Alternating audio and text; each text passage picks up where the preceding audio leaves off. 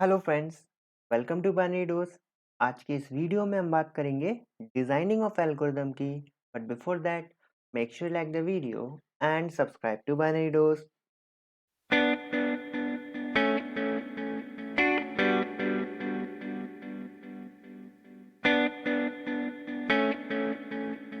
पिछले वीडियो में हमने बात की थी क्राइटेरिया ऑफ एल्गोरिदम की, जहां पर हमने देखा था कि वो क्या क्राइटेरिया हैं, वो क्या पॉइंट्स हैं जो किसी एल्गोरिदम को फॉलो करने पड़ेंगे एल्गोरिदम बनने के लिए।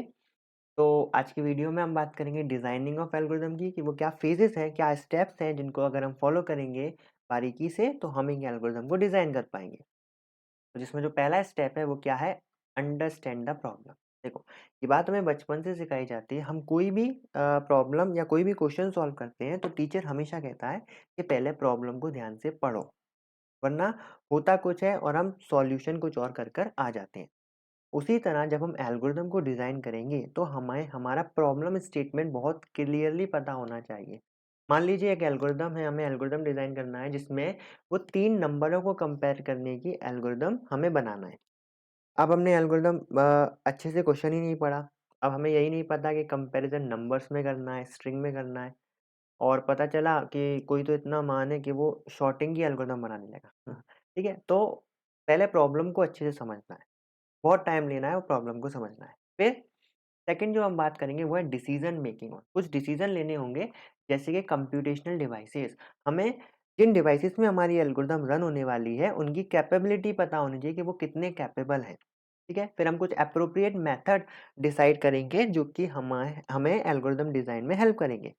देन फिर सबसे इंपॉर्टेंट डेटा स्ट्रक्चर। कौन सा डेटा स्ट्रक्चर हम यूज करेंगे हमारे एल्गोरिदम में यूज होने वाले डेटा को ऑर्गेनाइज करने के। अब डेटा स्ट्रक्चर हमने कई सारे पढ़े हैं, एरे पढ़ा है, लिंक लिस्ट पढ़ा है, ट्री पढ़ा है, ग्राफ पढ़ा है। अब इनमें कौन सा बेहतर है? तो कभी भी कोई आपको एक डेटा स्ट्रक्चर नहीं दे सकता कि आप ये डेटा स्ट्रक्चर लीजिए और इसे हमेशा यूज कीजिए। ये डिसीजन होता है based on experience, based on knowledge. अगर आपको डेटा स्ट्रक्चर की नॉलेज है, कौन सा डेटा स्ट्रक्चर किस केस में अच्छा है, किस केस में बुरा है, और हमें हमारे प्रॉब्लम की अंडरस्टैंडिंग कि हमारा जो प्रॉब्लम है वो किस केस में आता है, तब हम हमारे डेटा स्ट्रक्चर को अच्छे से सिलेक्ट कर पाएंगे। ठीक है? तो डेटा स्ट्रक्चर को चूज करना अपने आप में एक आर्ट है, एक प्रैक्टिस है, जिसके बेस पर हम जैसे जैसे इसमें काम करते हैं वैसे वैसे हमें ये पता लगता है कि कौन सा डेटा स्ट्रक्चर किस केस में अच्छा है। देन फिर एल्गोरिदमिक स्ट्रेटेजी।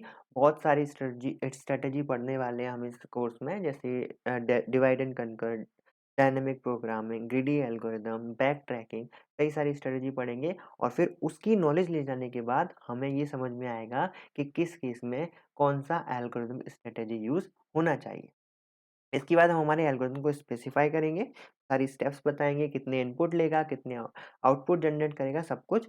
फिर एल्गोरिथम बनाने के बाद हम उसे वेरीफाई करेंगे, डिफरेंट केसेस पर अलग अलग इनपुट देकर वेरीफाई करेंगे कि एल्गोरिथम कैसे काम कर रहा है। And at last analysis of algorithm. मान लीजिए हमारे दिमाग में दो सॉल्यूशन आ रहे हैं, हम दो उसके दो एल्गोरिथम बना दिए।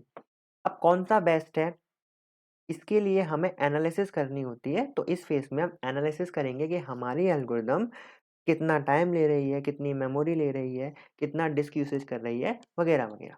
एंड एट लास्ट जो पॉइंट होगा, हम कोड लिखेंगे, हमारी एल्गोरिदम को कोड में कन्वर्ट करेंगे। अब कोडिंग लैंग्वेज आप कोई भी चूज कर सकते हैं, C, C plus plus, Python, based on requirement. But हमारा काम है यहाँ तक कर देना और फिर कोड करना। ये कोड सबसे लास्ट में आता है। कई लोग कोड को बहुत इंपॉर्टेंस देते हैं, but code is just a communication part two computer. Main है एल्गोरिदम बनाना। ठीक है? तो ओके, सो ये कुछ स्टेप्स हैं जिनकी हेल्प से हम एल्गोरिदम को डिज़ाइन कर सकते हैं। आई होप आपको ये वीडियो पसंद आया होगा। अगर आपको ये वीडियो पसंद आया तो इस वीडियो को लाइक कीजिए, इस चैनल को सब्सक्राइब कीजिए, इस प्लेलिस्ट को एक्सेस कीजिए। Thank you very much.